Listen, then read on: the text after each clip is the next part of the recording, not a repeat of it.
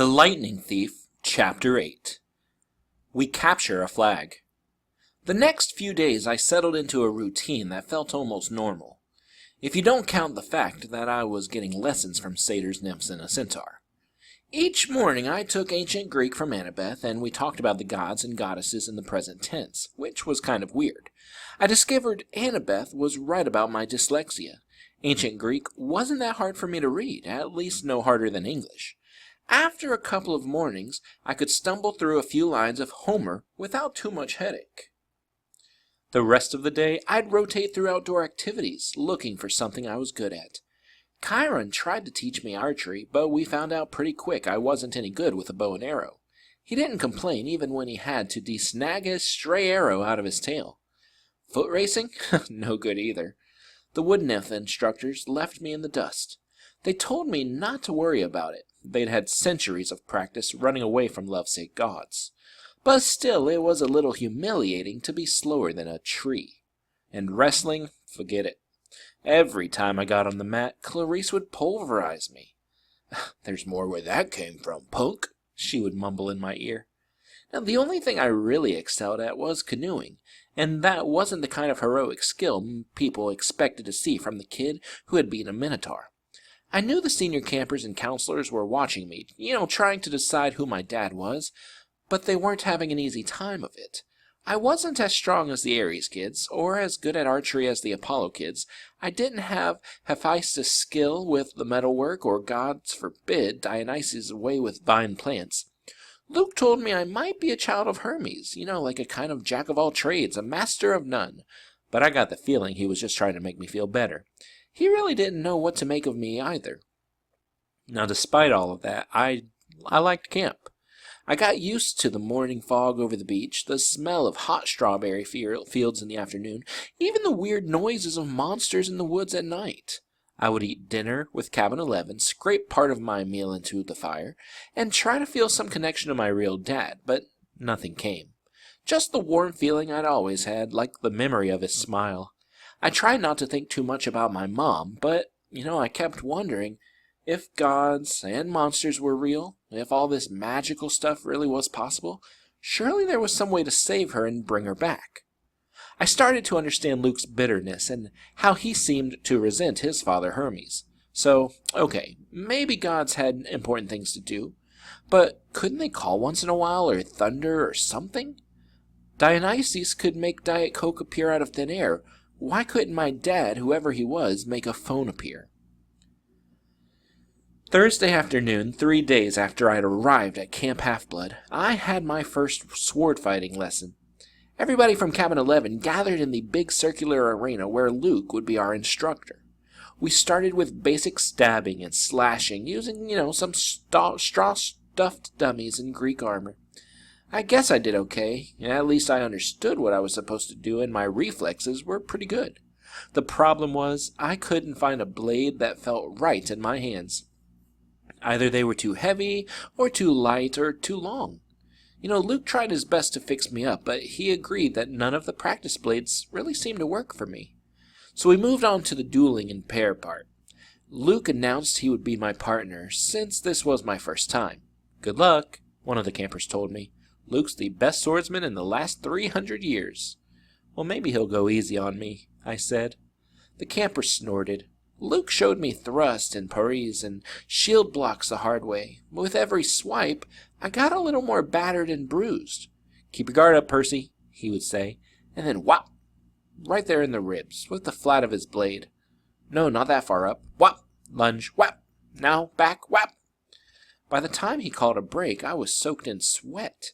Everybody swarmed the drinks cooler.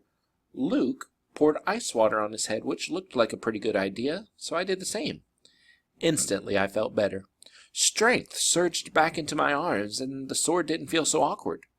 "Okay, everybody, circle up," Luke ordered. "If Percy doesn't mind, I'd like to give you a little demo." Great, I thought. Let's all watch Percy get pounded. The Hermes guys gathered around. They were suppressing smiles. I figured they'd been in my shoes before and couldn't wait to see how Luke used me for a punching bag. He told everybody that he was going to demonstrate a disarming technique, how to twist the enemy's blade with the flat of your own sword so that he had no choice but to drop his weapon. Now, this is difficult, he stressed. I've had it used against me. No laughing at Percy now. Most swordsmen have to work years to master this technique. He demonstrated the move on me in slow motion. Sure enough, the sword clattered out of my hand. Okay, now in real time, he said, after I'd retrieved my weapon. We keep sparring until one of us pulls it off. Ready, Percy? I nodded, and Luke came after me.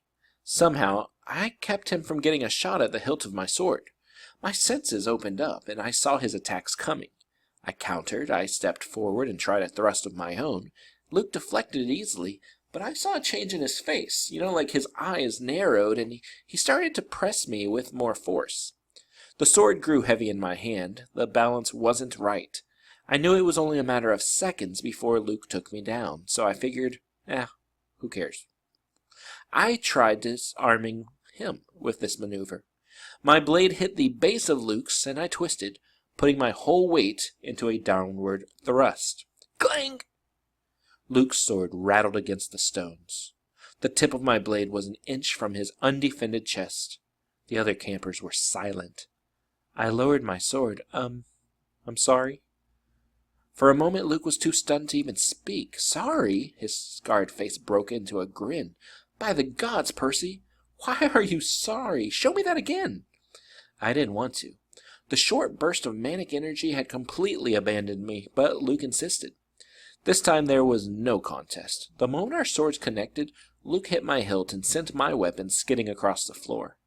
After a long pause, somebody in the audience said, "Beginner's luck." Luke wiped the sweat off his brow. He appraised me with an entirely new interest. Maybe, he said, but I wonder what Percy could do with a balanced sword. Friday afternoon, I was sitting with Grover at the lake, resting from a near-death experience on the climbing wall. Grover had scampered to the top like a mountain goat, but the lava had almost gotten me. My shirt had smoking holes in it, and the hairs had been singed off my forearms. We sat on the pier watching the naiads do underwater basket weaving until I got up the nerve to ask Grover about his conversation and how it had gone with Mr. D. His face turned a sickly shade of yellow. "Fine, just great," he said. "So your career's still on track?" He glanced at me nervously. "Chiron told you I want a searcher's license?" "Well, no. I had no idea what a searcher's license was, really, but it didn't seem like the right time to ask." "Well, he just said you had big plans, like that you needed credit for completing a keeper's assignment. So, did you get it?" Grover looked down at the naiads. Mr. D suspended judgment. "He said I hadn't failed or succeeded with you yet, so our fates were still tied together. If you got a quest and I went along to protect you and we both came back alive, then maybe he'd consider the job complete." My spirits lifted. Well, that's not so bad, right? He might as well have transferred me to a stable cleaning duty. The chances of you getting a quest, and even if you did, why would you want me along? Well, of course I'd want you along. Grover stared gloomily into the water. Basket weaving. Must be nice to have a useful skill. I tried to reassure him that he had lots of talents, but that just made him look more miserable. We talked about canoeing and swordplay for a while, and then debated the pros and cons of the different gods, and finally I asked him about the 4 empty cabins. Number 8, the silver one, belongs to Artemis, he said. She vowed to be a maiden forever, so of course no kids, and the cabin is, honorary. If she didn't have one, she'd be mad. Yeah, okay, but the other 3, the ones at the end, are those the big 3? Grover tensed. We were getting close to a touchy subject. No. One of them, number 2, is Hera's, he said. That's another honorary thing. She's the goddess of marriage, so of course she wouldn't go around having affairs with mortals. That's her husband's job. When we say the big 3, we mean the 3 powerful brothers. Like the sons of Kronos. Zeus, Poseidon, and Hades. Right. After the great battle with the Titans, they took over the world from their dad and drew lots to decide who got what. Zeus got the sky, I remembered. Poseidon the sea, and Hades the underworld. But Hades doesn't have a cabin here. No, he doesn't have a throne on Olympus either. He sort of does his own thing in the underworld, and if he did have a cabin here, Grover shuddered, well, it wouldn't be pleasant. Let's just leave it at that. But Zeus and Poseidon, they both had like a bazillion kids in the myths. Why are their cabins empty? Grover shifted his hooves uncomfortably. About 60 years ago, after World War II, the Big Three agreed they wouldn't sire any more heroes. Their children were just too powerful.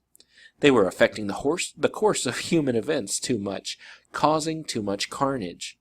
World War II, that was basically a fight between the sons of Zeus and Poseidon on one side, and the sons of Hades on the other. The winning side, Zeus and Poseidon, made Hades swear an oath with them, no more affairs with mortal women, and they all swore on the river Styx. Thunder boomed. I said, "That's the most serious oath you can make, right?" Grover nodded. "And the brothers kept their word, no kids?" Grover's face darkened. "Well, 17 years ago, Zeus fell off the wagon. There was this TV starlet with a big fluffy 80s hairdo. He just couldn't help himself, and then when their child was born, a little girl named Thalia, well, the river Styx is serious about promises. Zeus himself got off easy because he's immortal, but he brought a terrible fate onto his daughter. But that's not fair. It wasn't that little girl's fault." Grover hesitated. "Percy, the children of the Big Three have powers greater than other half-bloods. They have a strong aura, like a scent, that it can even attract monsters. When Hades found out about the girl, he wasn't too happy about Zeus breaking his oath. Hades let the worst monsters out of Tartarus to torment Thalia. A satyr was assigned to be her keeper when she was 12, but there was nothing he could do. He tried to escort her here with a couple of other half-bloods that she had befriended, and they almost made it. They got all the way to the top of that hill." He pointed across the valley to the pine tree where I'd fought the Minotaur. All 3 kindly ones were after them, along with a horde of hellhounds. They were about to be overrun when Thalia told the satyr to take the other half-bloods to safety while she held off the monsters. She was wounded and tired, and she didn't even want to live like a hunted animal. The satyr didn't want to leave her, but he couldn't change her mind, and he had to protect the others. So Thalia made her final stand alone at the top of that hill. As she died, Zeus took pity on her. He turned her into that pine tree. Her spirit still helps protect the borders of the valley, and that's why this hill is called Half-Blood Hill. I stared at the pine in the distance. The story made me feel hollow and guilty, too. A girl my age had sacrificed herself to save friends. She had faced a whole army of monsters. Next to that, my victory over the Minotaur didn't seem like much. I wondered if I had acted differently, could I have saved my mother. "Grover," I said, "have heroes really gone on quests to the underworld?" "Sometimes," he said. Like Orpheus, Hercules, Houdini." "And have they ever returned someone from the dead?" "No, never. Orpheus came close, but Percy, you're not seriously thinking—" No, I lied. "I was just wondering. So, a satyr is always assigned to guard a demigod?" Grover studied me warily. I hadn't persuaded him that I'd really dropped the underworld idea. "Not always. We go undercover to a lot of schools, and we try to sniff out the half-bloods who have the makings of great heroes. If we find one with a very strong aura, like a child of the Big Three, we alert Chiron. He tries to keep an eye on them since they could cause really huge problems." "And you found me. Chiron said you thought I might be something special." Grover looked as if I had just led him into a trap. "I didn't— oh, listen, don't think like that. If you were, you'd never ever to be allowed a quest, and I'd never get my license. You're probably a child of Hermes, or maybe even one of the minor gods like Nemesis, the god of revenge. Don't worry, okay?" I got the idea he was reassuring himself more than me. That night after dinner there was a lot more excitement than usual. At last it was time for Capture the Flag. When the plates were cleared away, the conch horn sounded, and we all stood at our tables. Campers yelled and cheered as Annabeth and 2 of her siblings ran into the pavilion carrying a silk banner.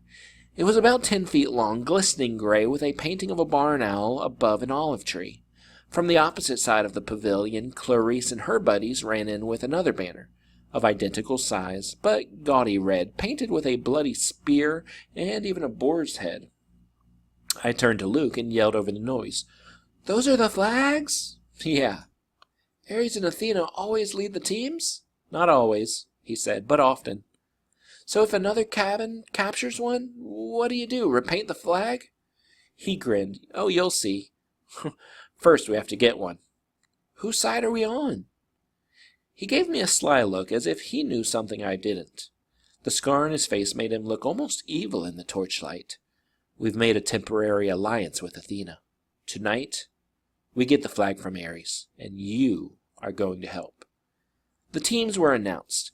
Athena had made an alliance with Apollo and Hermes, the two biggest cabins. Apparently, privileges had been traded, like shower times and chore schedules, the best slots for activities in order to win support.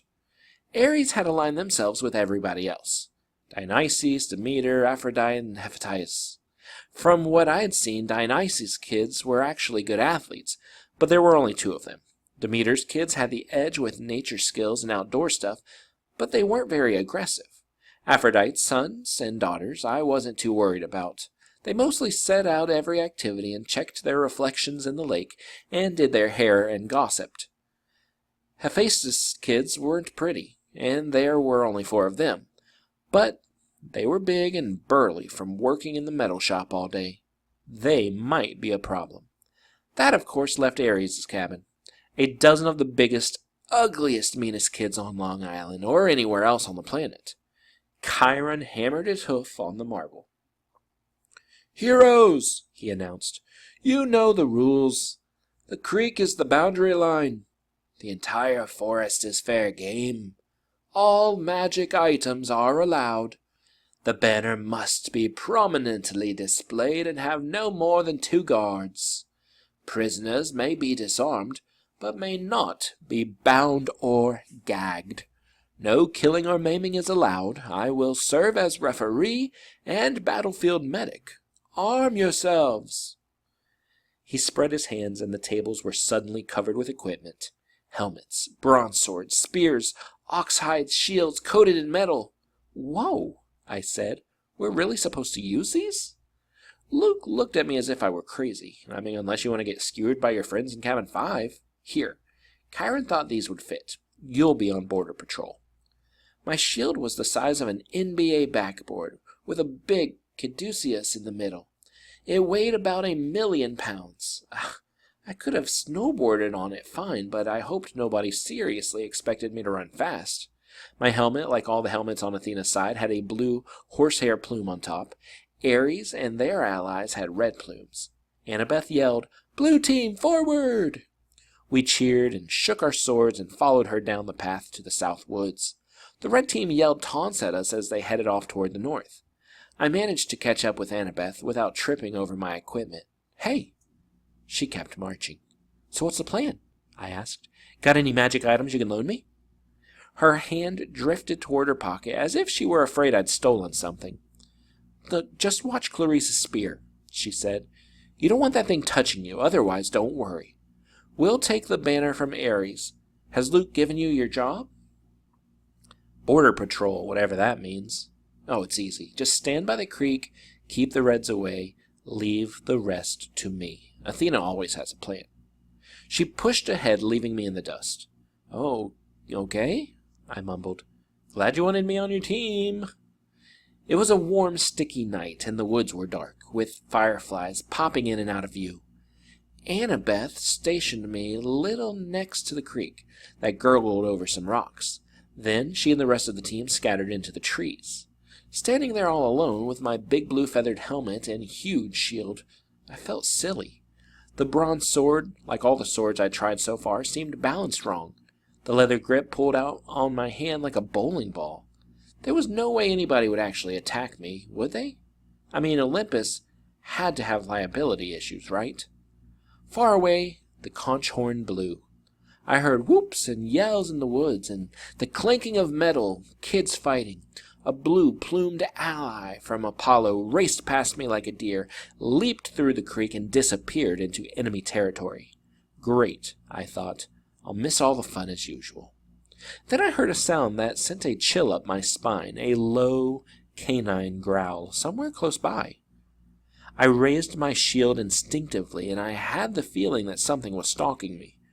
Then the growling stopped. I felt the presence retreating. On the other side of the creek, the underbrush exploded. 5 Ares warriors came yelling and screaming out of the dark. "Cream the punk!" Clarisse screamed. Her ugly pig eyes glared through the slits of her helmet. She brandished a 5-foot-long spear, its barbed metal tip flickering with red light. Her siblings had only the standard-issue bronze swords, not that that made me feel any better. They charged across the stream. There was no help in sight. I could run, or I could defend myself against the half of Ares' cabin. I managed to sidestep the first kid's swing, but these guys were not as bad as the Minotaur. They surrounded me, and Clarisse thrust at me with her spear. My shield deflected the point, but I felt a painful tingling all over my body. My hair stood up on end. My shield arm went numb, and the air burned. Electricity. Her stupid spear was electric. I fell back. Another Ares guy slammed me in the chest with the butt of his sword, and I hit the dirt. They could have kicked me into jelly, but they were too busy laughing.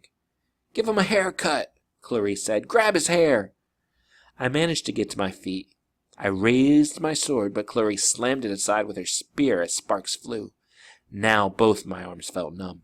"Oh, wow," Clarisse said. "I'm scared of this guy. Really scared." "The flag is that way," I told her. I wanted to sound angry, but I was afraid it didn't come out that way.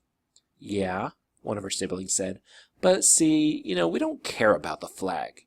We care about the guy who made our cabin look stupid." "You do that without my help," I told them. It probably wasn't the smartest thing to say.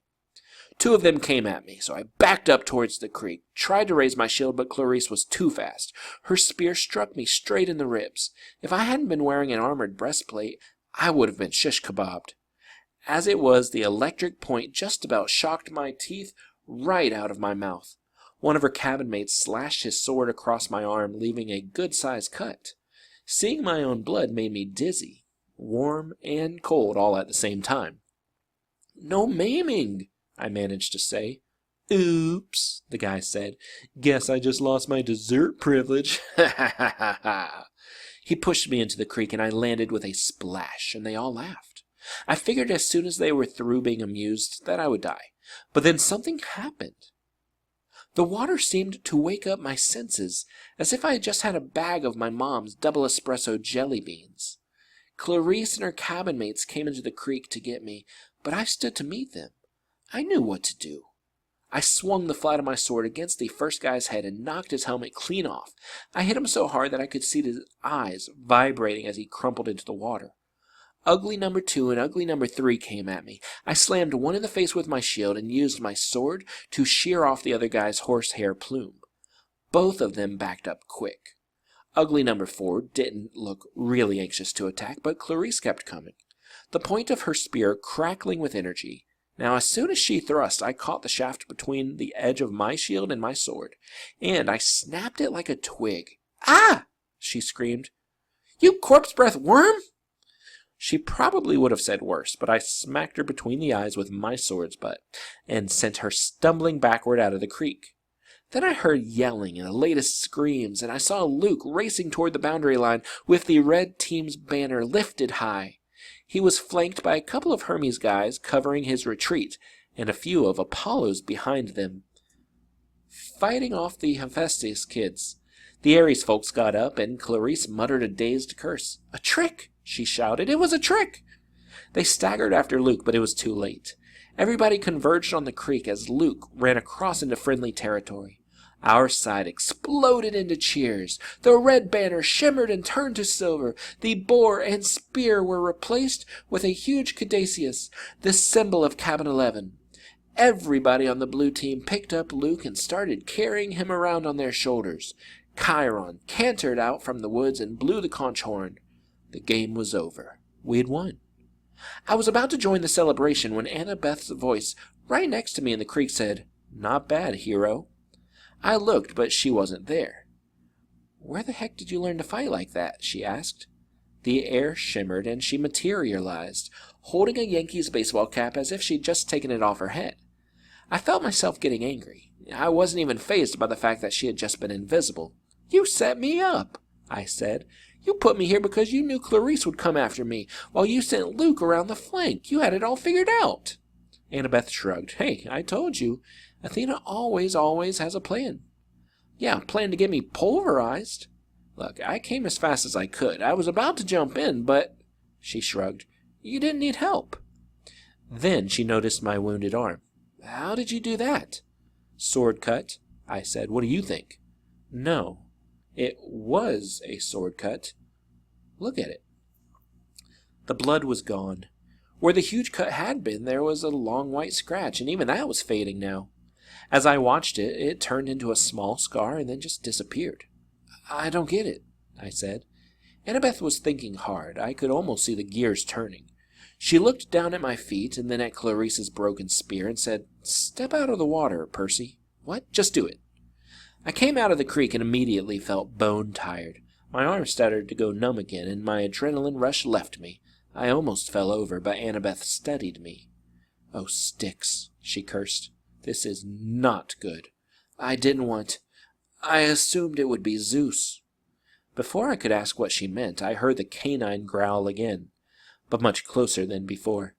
A howl ripped through the forest. The campers' cheering died instantly. Chiron shouted something in ancient Greek, which I would realize only later I had understood perfectly. "Stand ready, my bow!" Annabeth drew her sword. There, on the rocks, just above us, was a black hound, the size of a rhino, with lava-red eyes and fangs like daggers. It was looking straight at me. Nobody moved except Annabeth, who yelled, "Percy, run!" She tried to step in front of me, but the hound was too fast. It leapt right over her, an enormous shadow with teeth, and just as it hit me, as I stumbled backward and felt its razor-sharp claws ripping through my armor, there was a cascade of thwacking sounds, like 40 pieces of paper being ripped one after the other. From the hound's neck sprouted a cluster of arrows. The monster fell dead at my feet. By some miracle I was still alive. I didn't want to look underneath the ruins of my shredded armor. My chest felt warm and wet, and I knew that I was badly cut. Another second, and the monster would have turned me into 100 pounds of delicatessen meat. Chiron trotted up next to us, a bow in his hand, his face grim. "De Immortaltes," Annabeth said. "That's a hellhound, from the Fields of Punishment. They're not supposed to—" "Someone has summoned it," Chiron said. "Someone inside this camp." Luke came over, and the banner in his hand forgotten, his moment of glory gone. Clarice yelled, "It's Percy's fault. Percy summoned it."